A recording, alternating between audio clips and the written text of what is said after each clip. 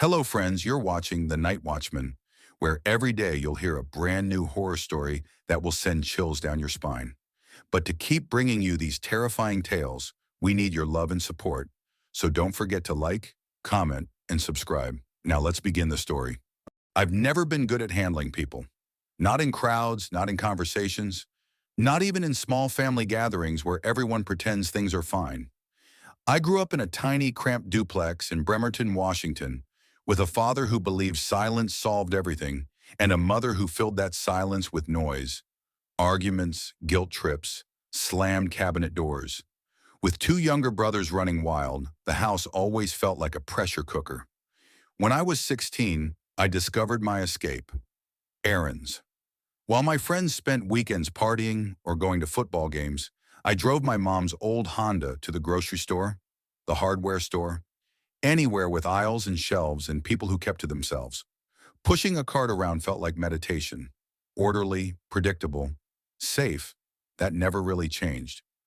Now at 33, living alone in a modest rented townhouse off Carter Hill Road, I still do my errands solo.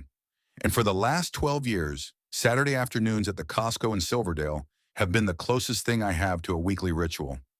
It sounds ridiculous, sure, but in a life full of missed chances and quiet routines, Costco somehow became the most stable thing I had.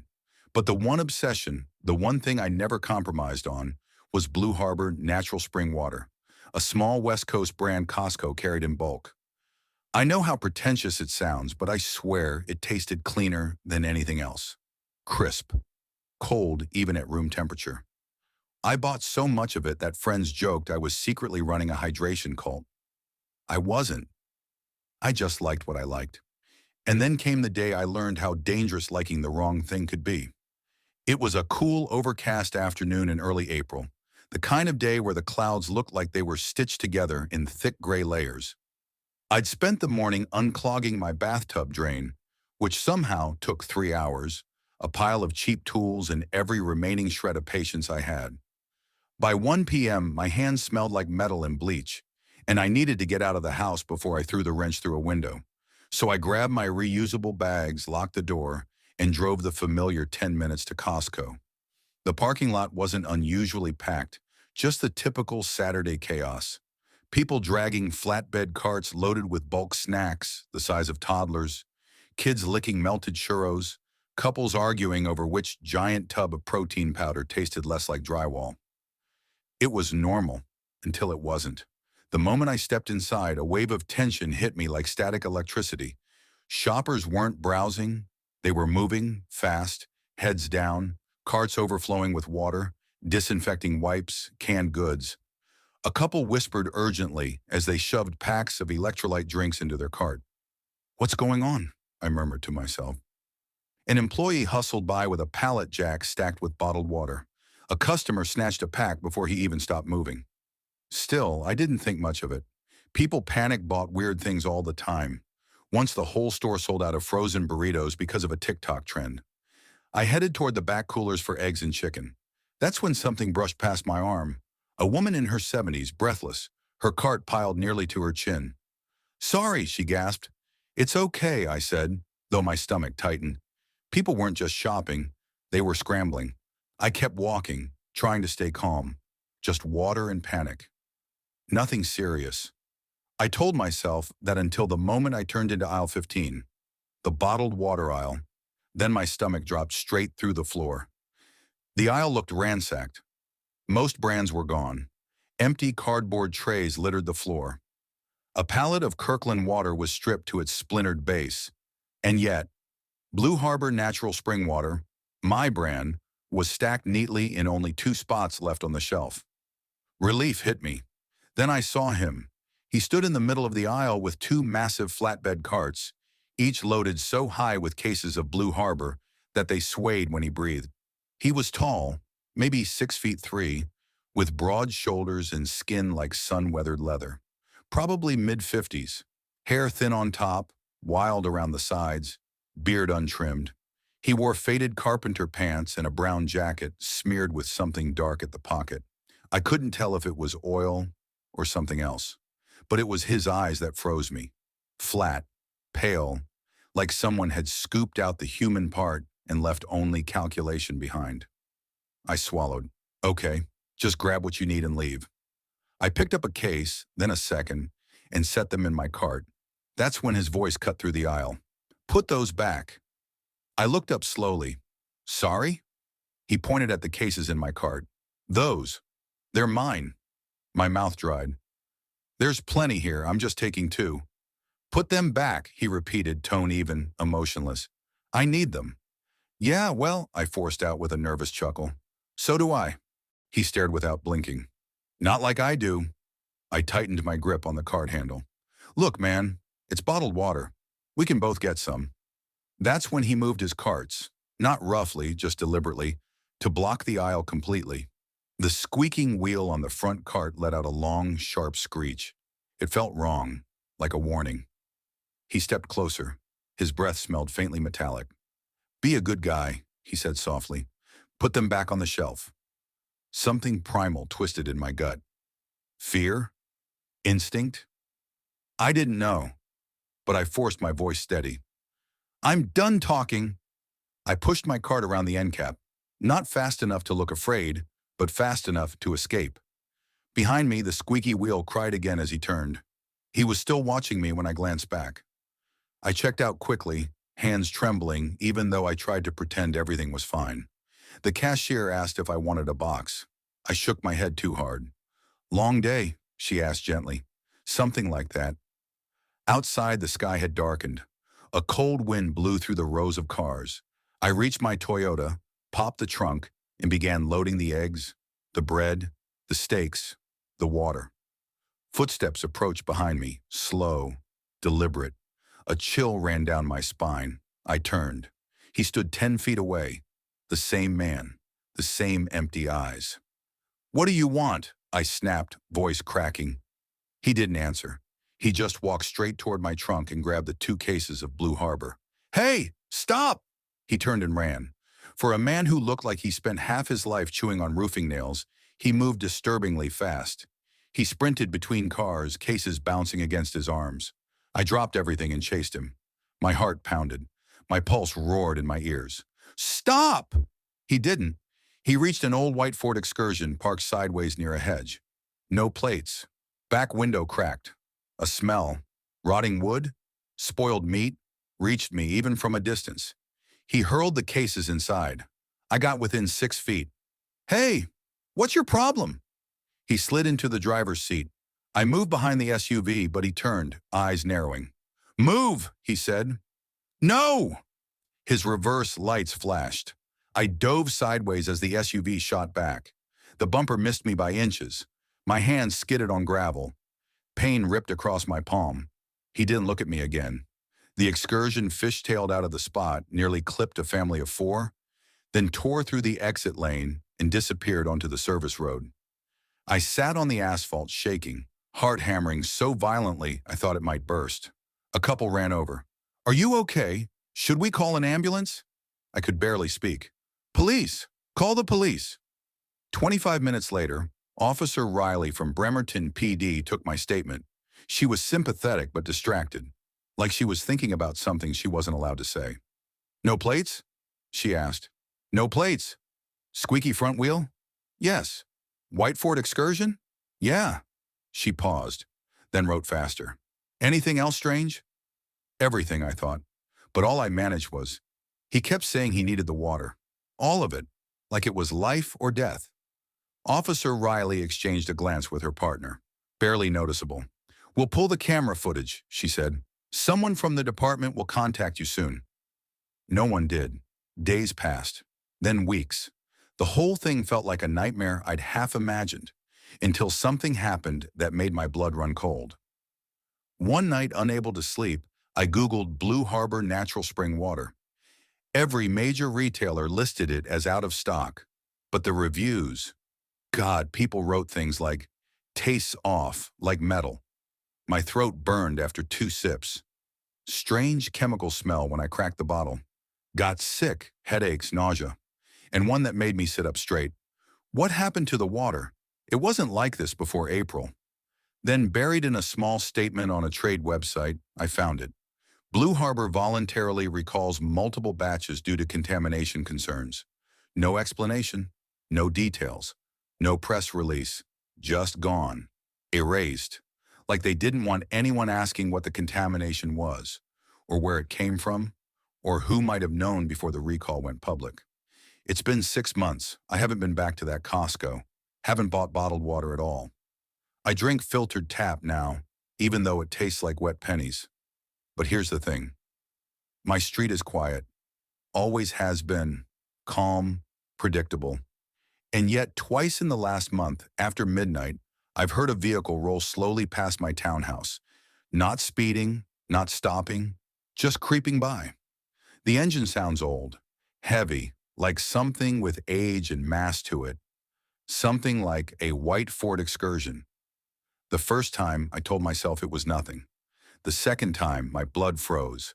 And now, I swear this is true, I can hear it again, right this moment, rolling to a stop outside my window, idling, like it's waiting. I'm standing perfectly still as I write this on my phone, heart pounding so hard I can feel it through my ribs. If it drives away, I'll be okay. If it doesn't, if the engine shuts off, God, the engine just stopped. The headlights they just turned off. Someone's getting out. I can hear footsteps, slow, coming up the walkway, coming toward my door. I think he finally found out where I live. And I still don't know what he needed all that water for. Story 2. I've always been the kind of person who clings to routine like it's oxygen. Maybe that sounds sad, but when you grow up the way I did, routine becomes your only kind of safety. My name is Evan Mercer, and I grew up in Bridgeford, Pennsylvania, in a 2-bedroom apartment that smelled like burnt coffee and cigarette smoke. My dad drifted in and out, mostly out, and my mom worked swing shifts at a nursing home. My older sister, Harper, practically raised me, and even she left home the second she turned 18. By 17, I was mostly taking care of myself. I wasn't great at school, wasn't great at making friends, but I was good at showing up on time. So when I turned 20, I applied to work at Costco number 481 in Ridgeway Township. And for the first time in years, life settled into something predictable. Clock in, stock, smile, scan, break, clock out, go home, repeat. I worked there 4 years, ages 20 to 24, and except for the usual retail nightmares, nothing strange ever happened, except for one night that still crawls under my skin when I think about it. It was late November, the kind of cold where the air feels thin, sharp, almost metallic. The store had already started putting up early Christmas displays, even though Thanksgiving hadn't passed. Fake snow glittered under harsh lights, stacks of ornaments shimmered, an enormous plastic reindeer loomed over the aisles. I was covering a double shift that Friday, 9:30 a.m. to 9:30 p.m., because Morgan called out sick. I didn't mind. Overtime meant I could finally catch up on bills. I was running register 6 near the entrance, across from the bakery. The smell of fresh sourdough and butter rolls drifted over every few minutes, making my stomach growl so loud even customers laughed. By 8:45 p.m., the rush had thinned. A few people grabbed last-minute stuff, rotisserie chicken, snacks, cases of water. That's when I saw her, a woman, mid-40s maybe, shoulder-length dark brown hair, a washed-out navy coat that looked too thin for the cold. Pale face under the bright lights, like she hadn't been in the sun for weeks. She wasn't carrying a cart, no basket, no items. She just stood in line. Still, hands deep in her pockets, eyes straight ahead. I didn't think much of it at first. People are weird all the time in retail. But something about her stillness made me glance twice. I rang up the man in front of her, a massive bulk order. I had to call over a bagger to help. Took 3 minutes, maybe 4. When I lifted my head again, she was gone. I don't mean she stepped out of line. I mean, gone. No one had gone through the exit. No one slipped behind me. The scanning lanes were wide open and cameras covered everything. Maybe she remembered something and ran back into the aisles, I mumbled to myself, shaking it off. But the knot in my stomach didn't loosen. A few minutes passed. I rang up another customer, handed over the receipt, then turned to greet the next.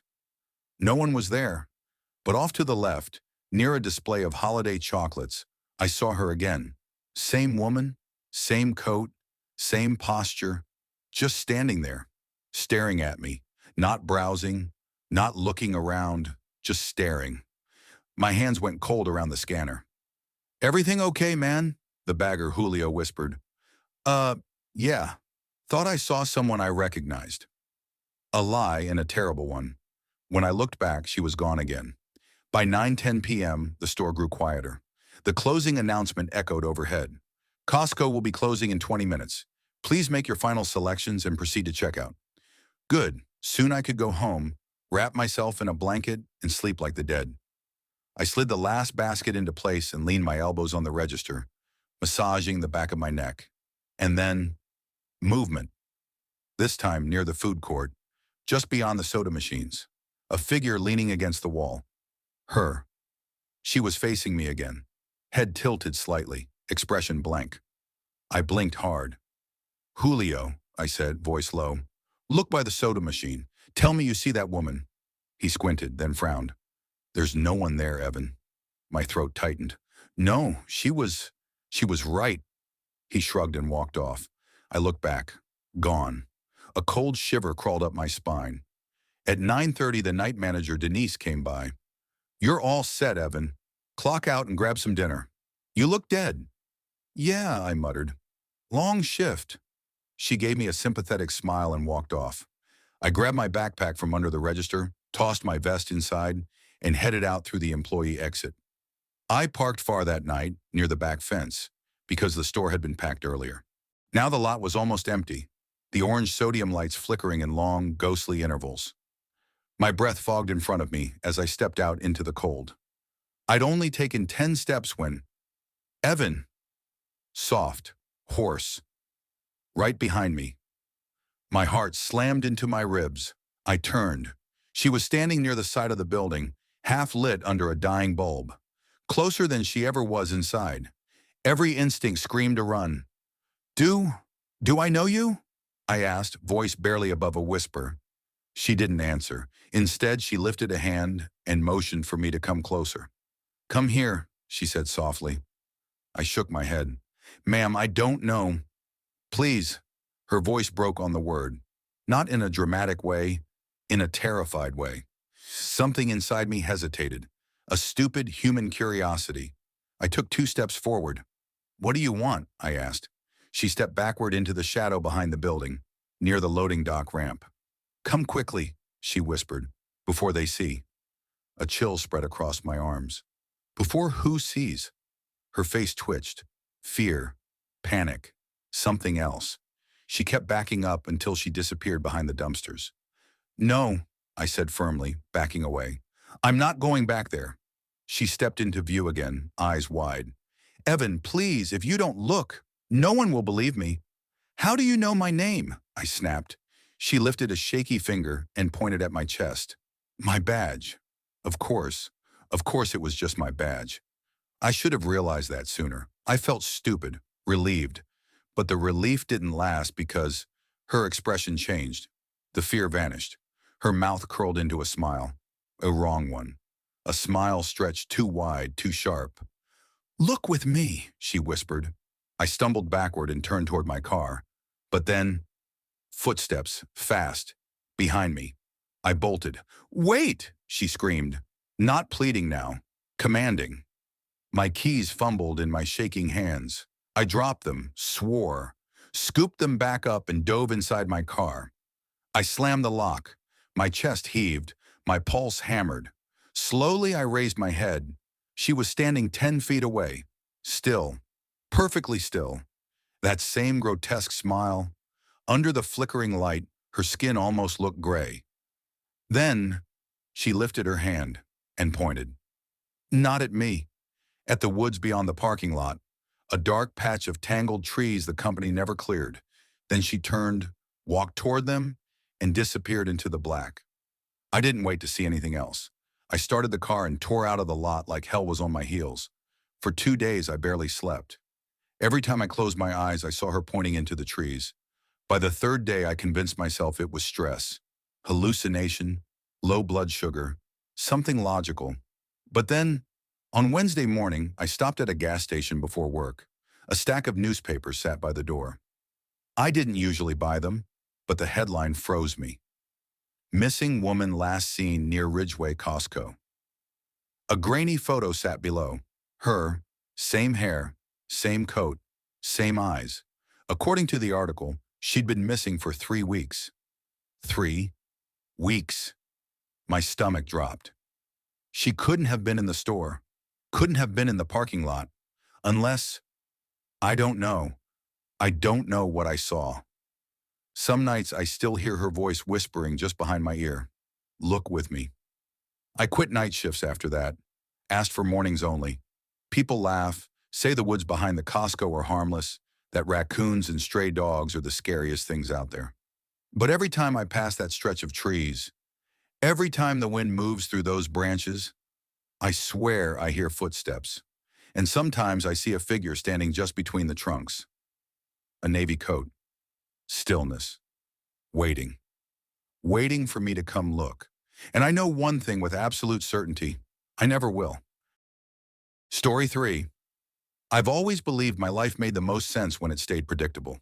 Routines were the glue that kept everything together. My morning coffee, my afternoon walks, my weekly grocery runs. Maybe it came from growing up in a household where nothing was ever stable. My dad bounced between jobs, my mom between moods. And I learned early that the only thing I could control was my schedule. By the time I turned 27, I was living in Riverstone, Colorado, a quiet suburban city where people left their porch lights on and waved at neighbors they barely knew. I worked as a copywriter for a small ad firm downtown, and most days were nothing more than emails, deadlines, and reheated leftovers. The only part of the week I genuinely looked forward to was my Sunday Costco run with my roommate, Maya Holden. Maya and I met freshman year of college. She was the loud, funny type who made friends without trying. I was the quiet, predictable one, the girl who kept planners for fun. Somehow it worked. After college, when we both ended up in Colorado, her as a physical therapist, me as a writer, we moved into a 2-bedroom apartment off Meadow Lake Road and fell into a comfortable rhythm. And that rhythm always included Costco. Every Sunday at 3 p.m., I didn't think much about how predictable it made us. Not until that one Sunday. It was the second week of October. Cool air, leaves crunching underfoot. That strange, in-between feeling where fall starts pretending to be winter. I had just finished folding laundry when Maya knocked on my bedroom door. "You ready for Costco?" she asked, already grabbing her keys off the hook. "I promised myself a churro today." I laughed. "You promise yourself a churro every week." "And I deliver every week," she said, winking. We headed out in her dusty blue Subaru, chatting about work, weekend plans, and the mystery neighbor upstairs who vacuumed at midnight. It was normal, safe, just another Sunday. But when we pulled into the Riverstone Costco parking lot, something felt off. It wasn't the usual chaos. The lot was crowded, sure, but that wasn't new. Families pushed overflowing carts. Kids screamed about wanting samples. Couples argued over coupons. And yet, something tightened in my chest, that subtle, instinctive alarm you feel before your brain catches up. I brushed it off. We parked far toward the back, near a row of cart corrals and a stack of seasonal outdoor furniture wrapped in plastic. I climbed out, hugging my jacket tighter as a cold breeze slipped through. "Let's make this quick," Maya said. "I'm freezing." Inside, we grabbed a cart and moved through our usual routine. Produce, snacks, frozen meals, wine. Maya joked about buying a whole rotisserie chicken for emotional support. I teased her about being dramatic. It was normal, comforting. The storm didn't start until we were loading the trunk later. The sun had dipped low, painting the sky in pale gold. Maya handed me a pack of bottled water while she climbed into the back seat to rearrange bags. I had just set the water down when something made me freeze. A man stood about 4 rows away, half hidden behind a dark gray pickup truck. Tall, broad shoulders, hood pulled up, face angled toward us, staring, not glancing, not looking around, staring directly at me. I swallowed hard and tried to pretend I hadn't noticed. People stare sometimes. Maybe he was just zoning out. Maybe he was waiting for someone. But something about him, something in the stillness, put ice in my blood. Maya, I said quietly, there's a guy over there. She poked her head up. What guy? I tilted my chin subtly. She followed my gaze. Her expression changed instantly. Okay, that's creepy, she muttered. Her voice was low, controlled, but her eyes flicked with unease. I nodded, forcing a tight breath. Let's finish loading. Fast. We shoved the last bags in. Maya closed the trunk. I pulled open the passenger door, and the man stepped out from between the trucks, walking toward us. Slow, deliberate, like he'd been waiting. My heartbeat spiked so hard my ears rang. Maya whispered, "Get in. Now!" I climbed in and slammed the door. She locked the car, jammed her key into the ignition. But before she could start the engine, there was a sound, a tap, on my window. I turned my head.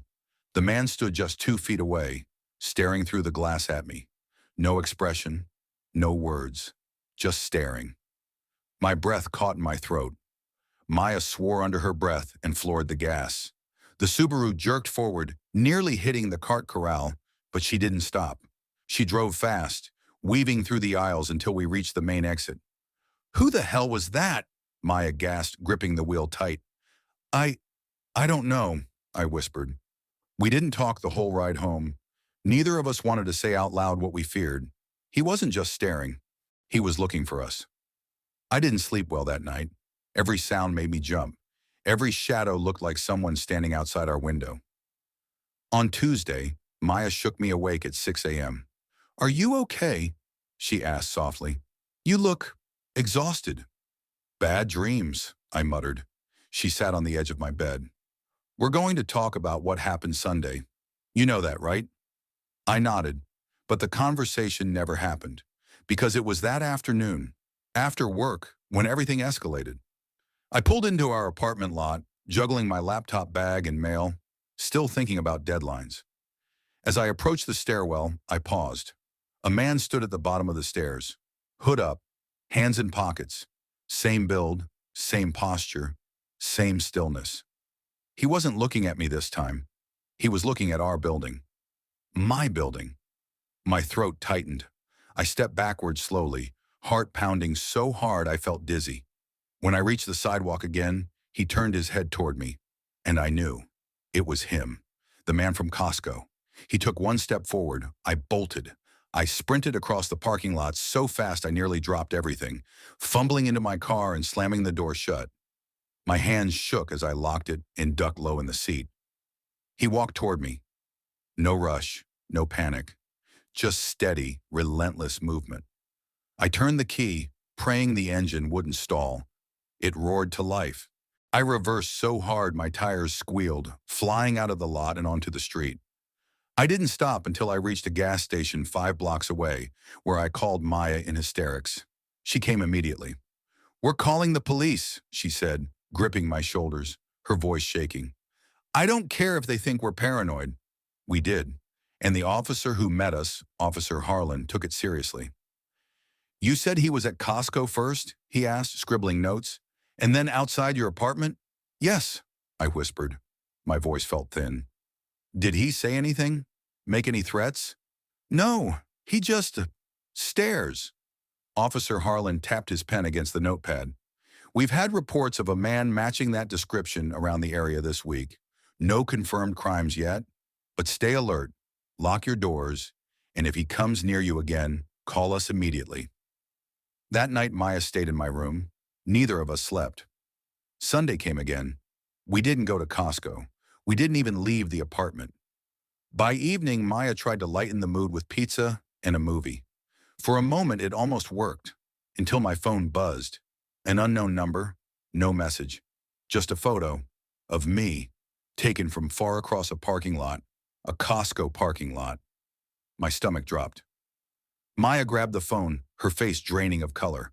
"Oh my God, is this—" Before she finished, the buzzer at our door echoed through the apartment. We froze. Another buzz. Longer. Harder. Maya crept to the peephole. Her breath hitched. "It's him," she whispered. I felt the world tilt. We backed away, trembling. My phone slipped from my hands. The buzzer sounded again, loud, violent, like he was hitting it. Maya shakily dialed 911, but before the operator answered, the buzzing stopped. Silence. A full minute passed, then another. Maya whispered, "Do you think he left?" I forced myself to approach the peephole. My hands shook so hard I could barely steady myself. I looked. He wasn't there. I exhaled shakily. Then something shifted in the corner of the hallway. He stepped back into view, closer than before, directly in front of our door, staring into the peephole, staring at me. I screamed and stumbled back. Maya grabbed me as the door handle began to rattle violently. He tried the lock, hard, again, again. The wood shook, then footsteps, fast, heavy, voices, police. The rattling stopped instantly. We heard the metal door to the stairwell slam open, officers shouting commands, footsteps chasing, shouting fading down the hall. Minutes later, Officer Harlan knocked. "He fled," he said. "We caught him on the stairwell cameras. We're going to identify him. You two need to stay with family or friends for a few days." We packed bags immediately. Maya drove us to her cousin's house 20 miles away. I didn't look back once. The police identified him 3 days later. A drifter with a history of stalking.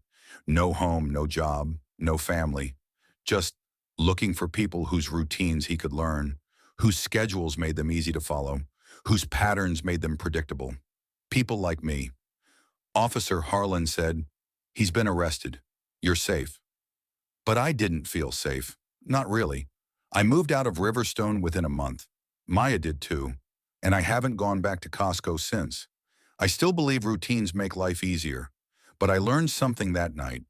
Routines also make you visible, trackable, easy to find, easy to follow.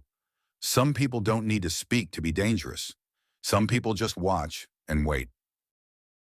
Story 4. I've always been a night shopper.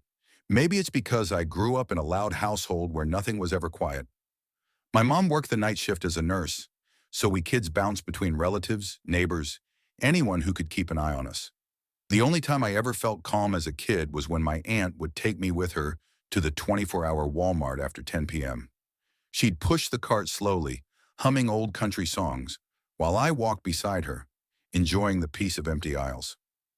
That habit clung to me into adulthood. By the time I hit 28, living alone in a small rental in Ridgewood, Colorado, evening shopping became my reset button. I worked for a home insulation company then, crawling through attics, sealing drafts, handling itchy fiberglass. Dirty work, but honest work. The one upside was getting off around 6 or 7 most days. Plenty of time to hit Costco Ridgewood before the nighttime rush died out. That Thursday evening didn't feel special in any way. If anything, it felt better than usual. My boss had let everyone go early because a storm was blowing in over the high country. I decided to take advantage of it and run a few errands.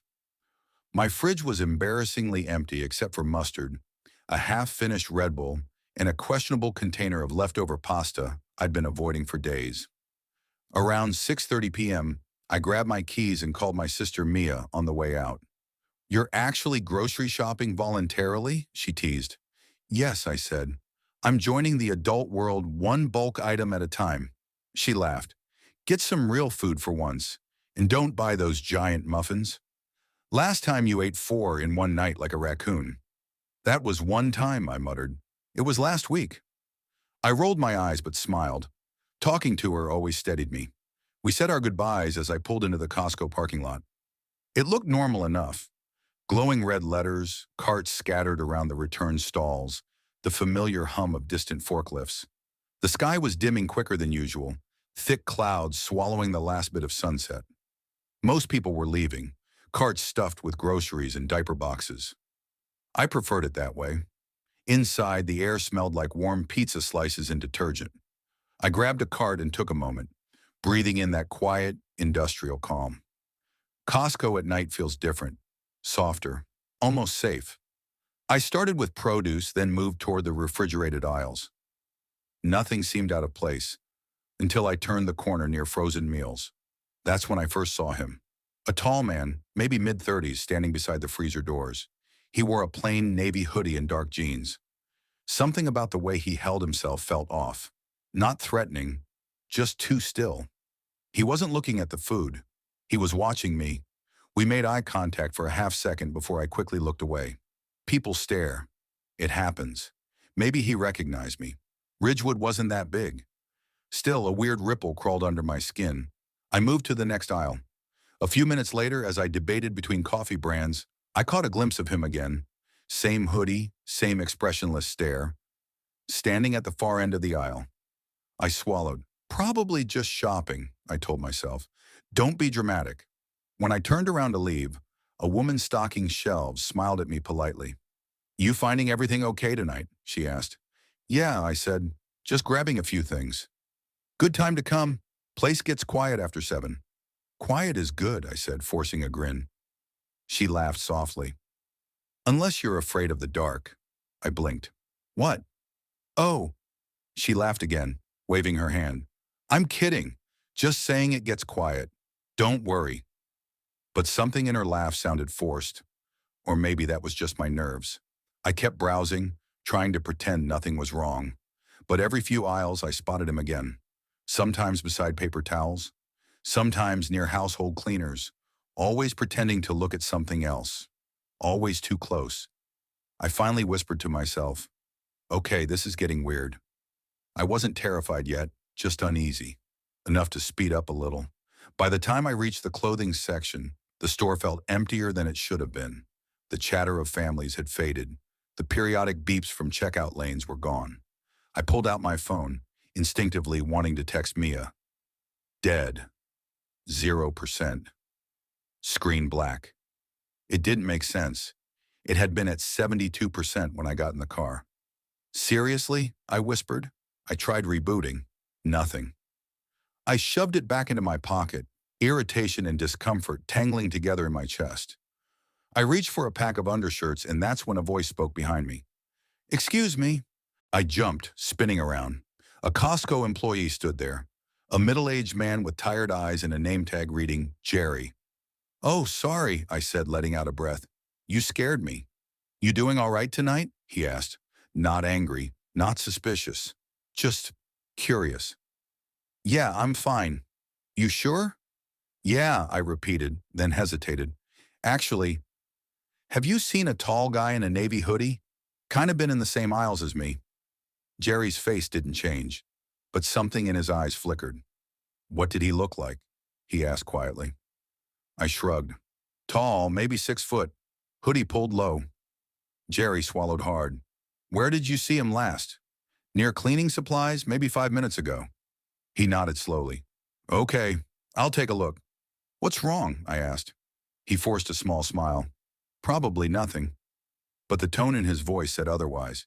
He walked away quickly, and a cold weight settled in my stomach. I abandoned my cart. My instincts screamed at me to leave. I headed toward the front of the store, mentally rehearsing what I would say if someone asked why I was leaving without buying anything. But when I reached the checkout area, my steps faltered. All 6 registers were empty. Lights on, screens glowing, conveyor belts still, but no cashiers, no customers, no receipt checker, no one. The only sound was the soft rumble of the building's ventilation. Hello? I called. My voice echoed. No answer. I turned to leave, heart thudding harder now. That's when I heard it. Squeak, squeak, squeak. The wheels of a shopping cart. Slow, steady. I froze. The sound grew louder. I turned. A cart rolled from behind a shelf of snack packs, all by itself. No one was pushing it. A chill stabbed through my spine. Jerry, I called out, voice shaking. Is someone there? Silence. Then a shape appeared at the far end of the aisle. Tall, human-shaped. The man from before. But he wasn't right. The hoodie no longer looked like fabric. It almost rippled, like smoke trapped inside cloth. His face was shadowed even under bright lights. He stood perfectly still, as if waiting for me to move. My breath caught. Then he started walking. Slow, deliberate, silent. Hey, I shouted, backing up. Stay away. He didn't respond. Didn't even tilt his head. Just walked. I stumbled backwards, shoulder hitting a rack of snacks. My hands shook. I bolted down a side aisle, feet pounding against polished concrete. I reached the emergency exit near the pharmacy section. Praying it wasn't alarmed, I shoved the bar. The door swung open instantly, no alarm, only cold night air. I sprinted into the dark, gasping. Behind me, inside the store, the overhead lights flickered. For a split second, through the glass, I saw him standing there, that smoke-riddled figure, motionless, watching. I didn't stop, not until I reached my car, ripping the door open, fumbling my keys. The engine roared to life. I sped out of the parking lot, not daring to look back. I didn't sleep that night. The next morning, I called Costco Ridgewood. A woman answered. Costco Ridgewood, this is Angela. Hi, I said, my voice trembling. I was there last night and I think something happened. Something wasn't right. One of your employees, Jerry, We don't have a Jerry, she interrupted gently. My stomach twisted. He wore a name tag. We haven't had any employee named Jerry for at least 6 years. Are you sure? Yes, sir. I swallowed. What about a tall man in a navy hoodie? Did anyone report anything strange? There was a pause, then Angela said quietly, Sir, we closed at 7:30 last night because of the incoming storm. No customers were inside after that. I, I was in the store at 7:45, I whispered. That's not possible, she replied. But it was. I was there. I saw something inside that building. Something human-shaped that wasn't human at all. Something that watched me, followed me, waited for everyone else to leave. I canceled my membership that day. I don't shop at night anymore. And I don't go near that Costco, not after what I saw walking toward me in those empty aisles. Story 5. I've always been the kind of person who needs a little quiet at the end of the day. Not silence exactly, just enough space to breathe. Enough space to feel like the world isn't constantly pressing in from all sides. Maybe that started when I was younger. My parents fought a lot. Long nights of slammed doors, broken plates, and hushed arguments that were never as quiet as they thought. I used to sneak out of the house and wander the aisles of a 24-hour grocery store down the street. I guess those empty aisles became something like a safe place for me. By the time I was 28, living alone in Riverside Bend, Washington, that habit still stuck with me. I worked late shifts as a line supervisor at a packaging plant, 10 hours a day, 6 days a week. By the time I clocked out, the sun was gone, the heat had settled, and the world finally felt manageable. And that's exactly why, on the first Friday of August 2022, I pulled into the nearly empty parking lot of Clearview Costco at 8:50 p.m. They closed at 9:30. Plenty of time, I thought. I'd had one hell of a week. Overtime shifts, back pain, my car AC dying during a 98-degree heat wave. My fridge held nothing but a half-empty carton of almond milk and a questionable pack of deli turkey. So I told myself I'd just grab some water, some groceries, maybe a hot dog if the food court was still open. No big deal, just another quiet night run. I had no idea that night would change how I see big stores forever. The second I walked inside, the blast of cold air was a relief. My shirt, damp with sweat from the walk across the lot, stuck to my back. The store was nearly empty, just how I liked it. The metallic hum of the refrigerators, the faint echo of some distant announcement, a janitor sweeping near the entrance. All familiar, all comforting. I grabbed a cart and headed toward the back, rolling slowly, letting my shoulders relax. I nodded at the 2 employees stocking cereal. A couple pushed a half-full cart near the frozen section. A tired dad carried a giant box of diapers. Normal. Completely normal, at least until I reached the bottled water aisle. I was loading a case into my cart when I heard a low mutter behind me. Don't turn around. I froze. My first thought was that someone was joking.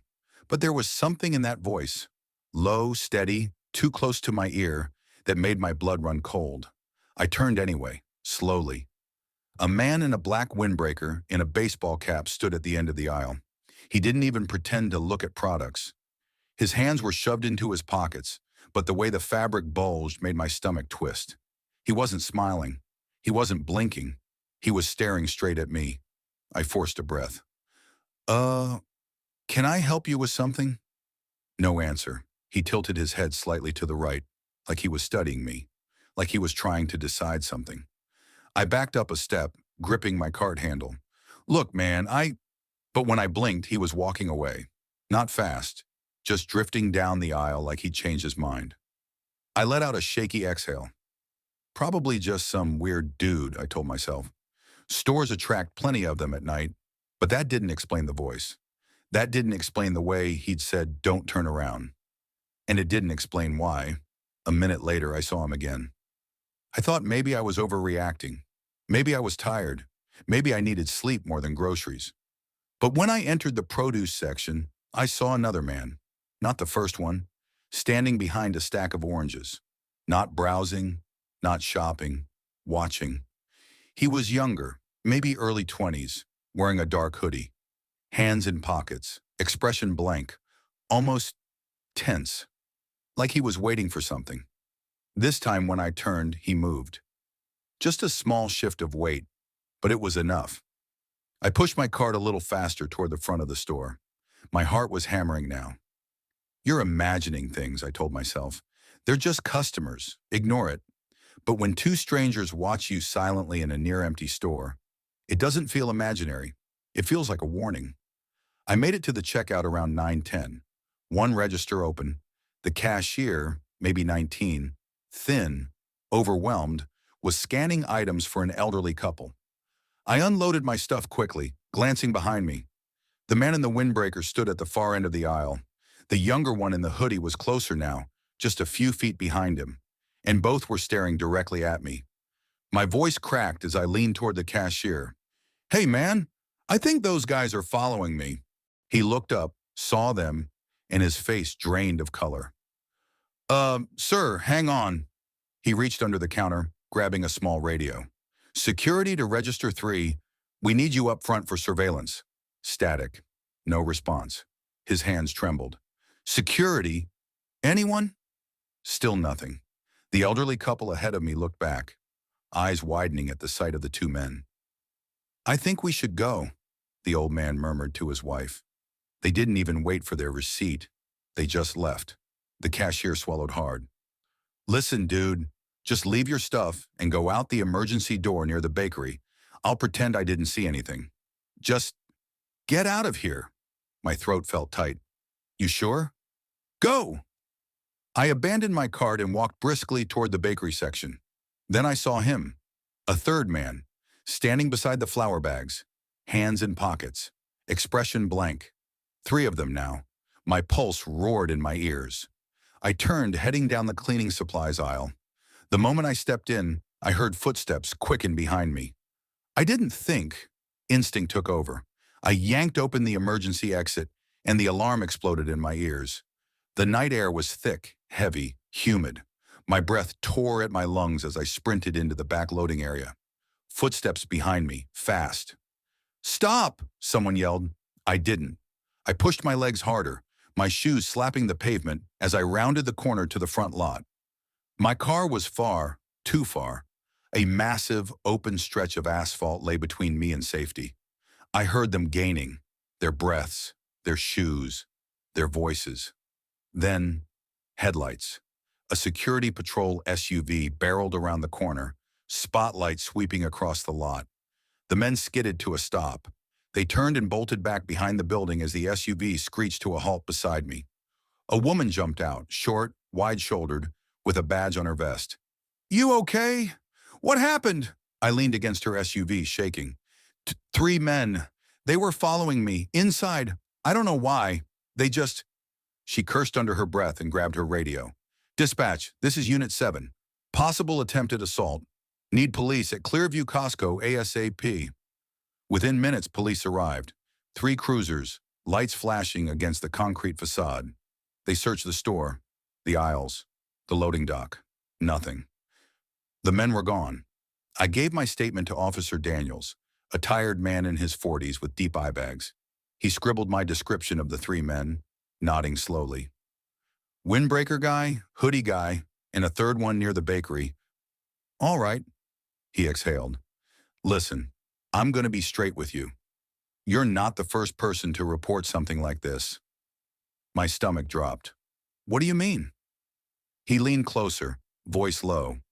There's been a crew hitting big stores around the state, following lone customers, cornering them, sometimes robbing them in the parking lot. Always in groups of 2 or 3, but they move fast, never hang around long enough for cameras to catch their faces. He tapped his notebook. Your description matches them. I felt sick. Did they hurt anyone? His jaw clenched. Yeah. I didn't ask for details. I didn't want to know. He patted my shoulder. You did the right thing running. When I finally got home, it was past midnight. I locked my door. Then I locked it again. I kept the lights on. Every creak made me jump. Every shadow felt wrong.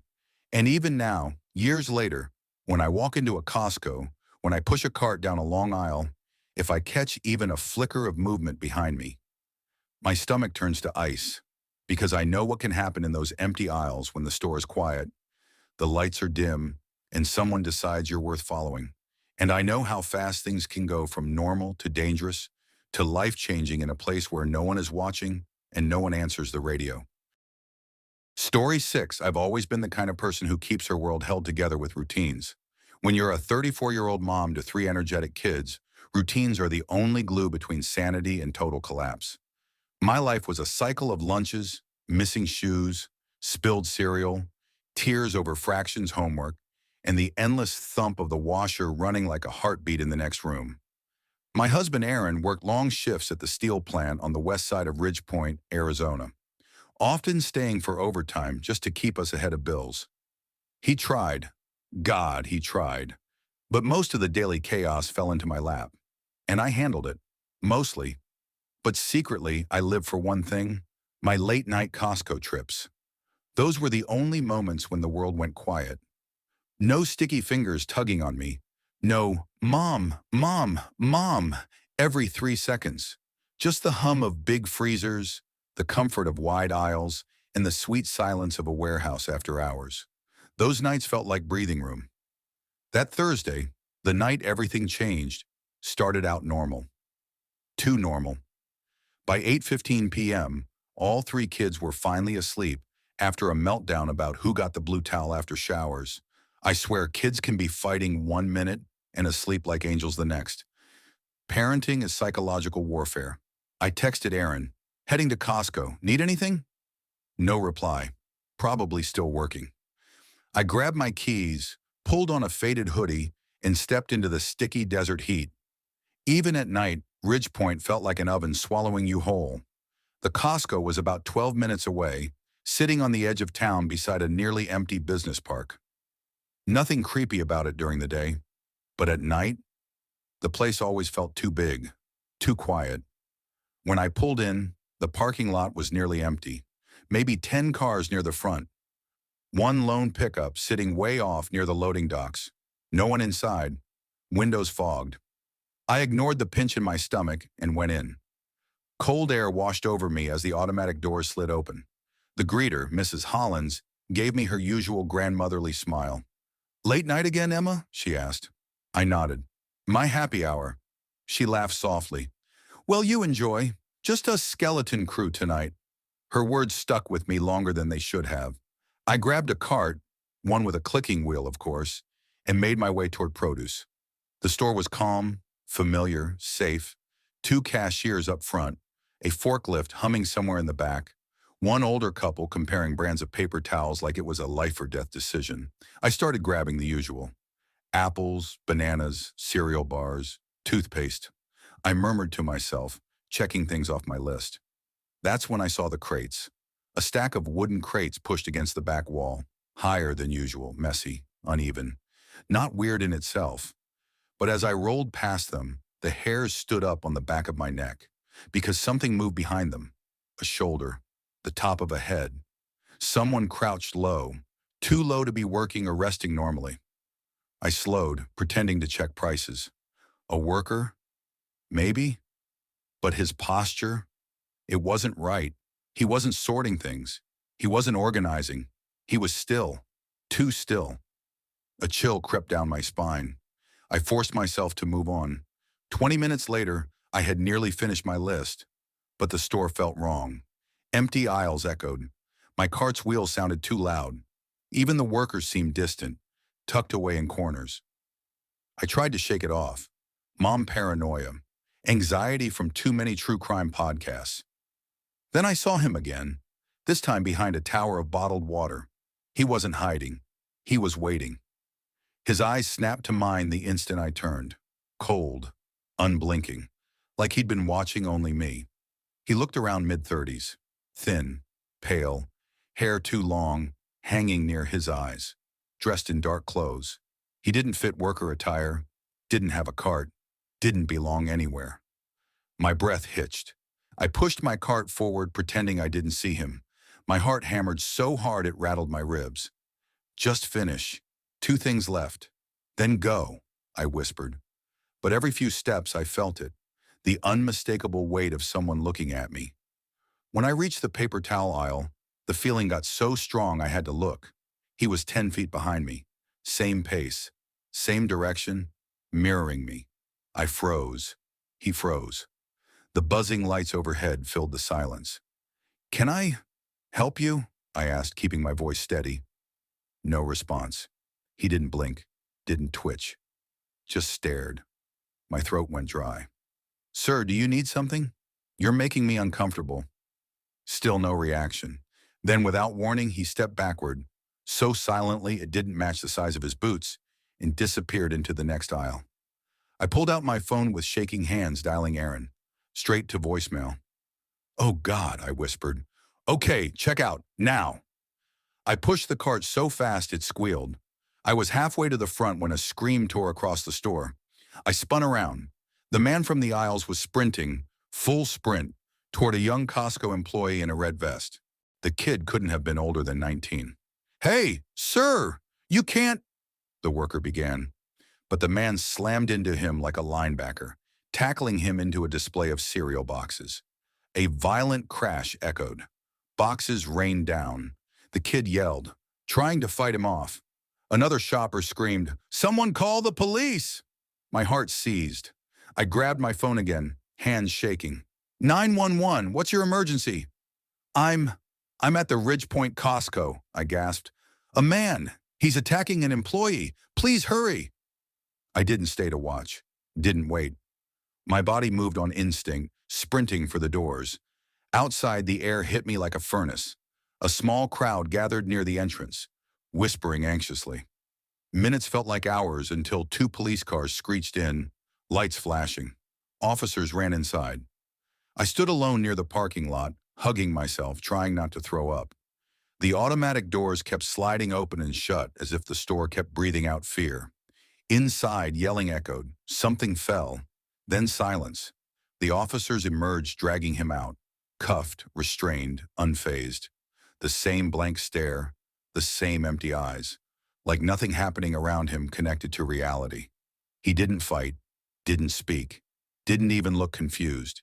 He just stared straight ahead, expressionless, as if the world around him wasn't real. A female officer approached me. "Ma'am, were you the one he was following?" My mouth went dry. Yes." She exhaled sharply. "You should know. He wasn't a Costco employee. He wasn't supposed to be here at all." "How long was he inside?" I whispered. She glanced back toward the doors. "Hours," she said. "Maybe more. We found an emergency exit door propped open. Looks like he slipped in before closing." "Was he waiting?" My voice cracked. "We think so." She hesitated. "Ma'am, he had photos." My blood turned to ice. "Photos!" "In his pocket. Of you." I staggered backward. The officer reached out to steady me. "But I don't know him," I whispered, shaking. I don't." "You're safe now," she said softly. "But if you hadn't noticed him, if you hadn't walked away when you did, it could have been a very different night." I swallowed hard, staring at the darkened parking lot. I had been right. Something had been wrong. Very, very wrong. I never went back to that Costco. Couldn't. For weeks, I couldn't walk down a grocery aisle without checking behind me. Couldn't hear the squeak of a cart without my pulse skyrocketing. Every time I drove past the Ridgepoint location, the building seemed darker somehow, like the shadows inside had soaked into the walls.